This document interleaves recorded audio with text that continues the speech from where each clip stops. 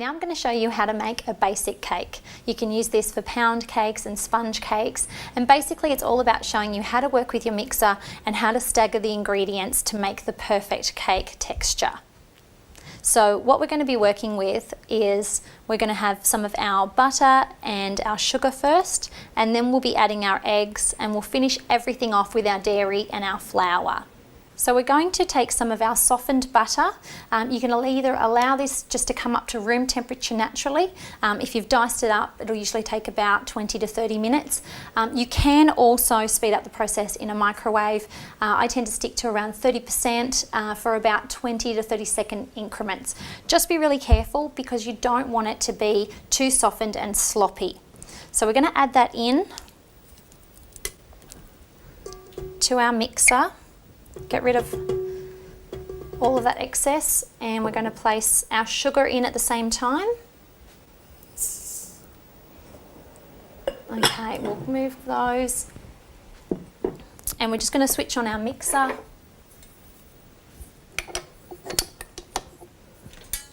And initially we want it on a very low speed, so I'm just going to use the number 1 setting just until everything combines.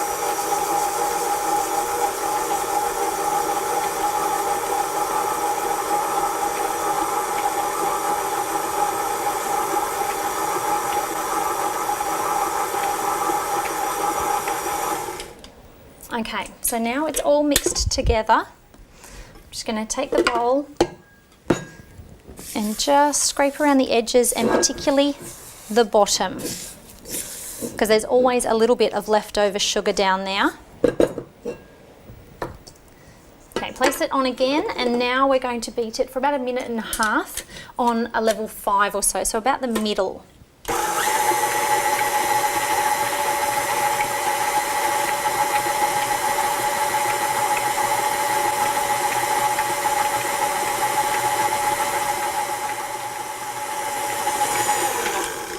Okay, so that's looking pretty perfect now. It's got some light airiness to it, it's quite fluffy. So I'm going to do one more scrape around.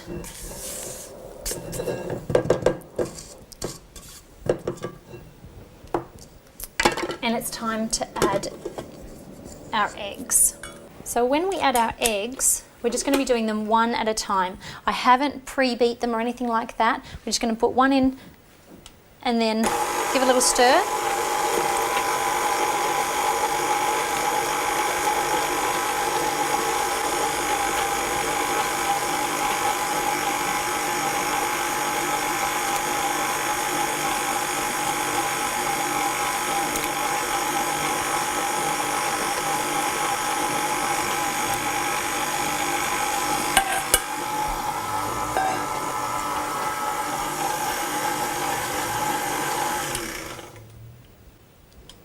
And so now we're going to scrape down the sides. Get rid of all of that because otherwise it will drip everywhere now. Okay. Just give it a nice stir.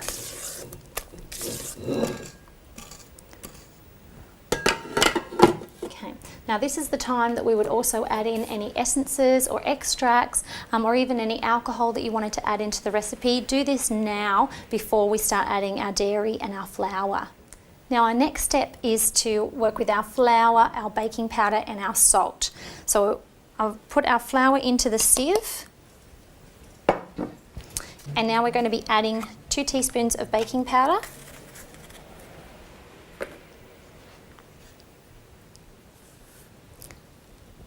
When you're adding baking powder, you do want to make sure you do it with the sieve because it does have some little chunks in it. And a touch of salt. Okay, so we're just going to sieve that. Push it around with your hands. It's the time in the recipe to get messy.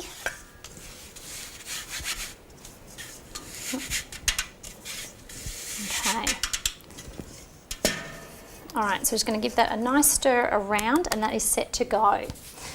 Now when we go to put everything in, I like to use a bit of a scoop if you've got it. You can use say a 1/2 cup or a 1/3 of a cup container as well, but I just really like the scoop going into the mixer.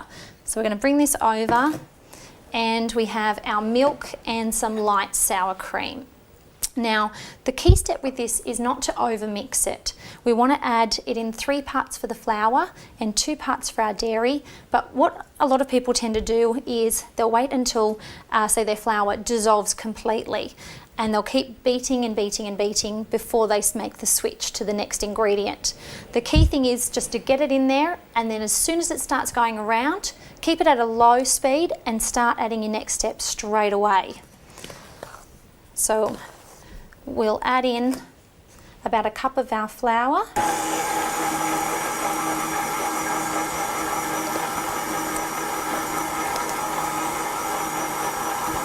And then some of our milk.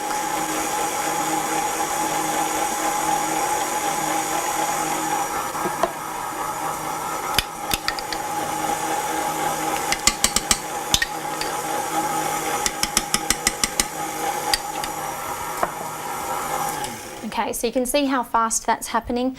If you're not ready for the next step, just stop this. You don't want to overbeat it. It will aerate it too much. You'll end up with a cake that rises quite well and then will want to drop on you. So we'll do our next lot.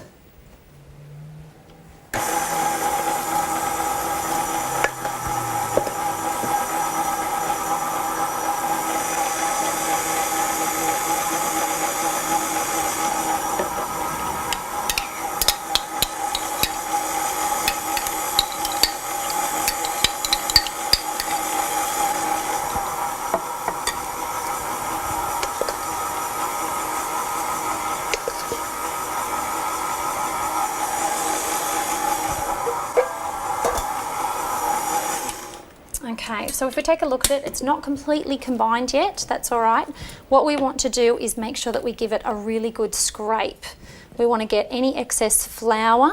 The dairy tends to combine really well, but the flour tends to sort of congregate either at the top or right at the very bottom. So we're just going to give it a nice stir and just make sure that we scrape that bottom and fold it over. I find a spatula is best for this. A wooden spoon gets a little bit tricky and it doesn't get everything off the base. Okay, now if you're working with a citrus, it's a good idea to put your rind in now. It's always the final step and you can just fold that in with your spatula. Okay.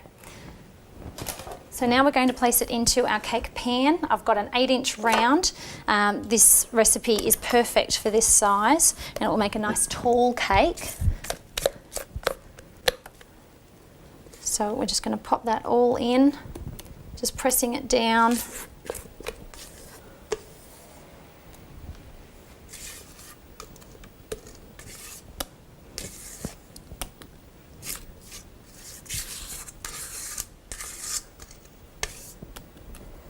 Okay. Now, when you're doing cakes, you want them to have about 1 centimetre or 1/2 inch off the top. You don't want it to be too tall for each cake. If you need it to be any taller, you just want to go ahead and make 2 instead. Okay, so we've got this now. Now we're going to go ahead and wrap the cake pan in the way that we talk about in the prepping cakes and cake pans, and it'll be ready to go into the oven. Usually cake recipes like this are about 165 to maybe 175 degrees Celsius, and of course we can convert that into our Fahrenheit. So now that this cake is out of the oven, we've allowed it to cool for a little bit. A tester that we use is just a wooden skewer inserted into the cake right when you think you've finished baking, and you just want it to come out really clean. If it's got any little fuzzy bits of cake, that's fine, but no moisture. Now, we're going to take the sides off first of our parchment paper. And then we're going to flip it over onto our wire rack and just let the top release. If it wants to get stuck anywhere, you can give it a bit of a tap around, but if you've done your paper really well, you'll be absolutely fine. Now we're going to peel this back. Okay, so now what we're going to be doing is just wrapping up our cake. We're going to take some of our Glad wrap, and this will just help to protect it and make it nice and airtight while it's cooling in the fridge. We tend to leave ours in the fridge for at least 6 hours, preferably overnight if you can, and then it'll be all ready to go.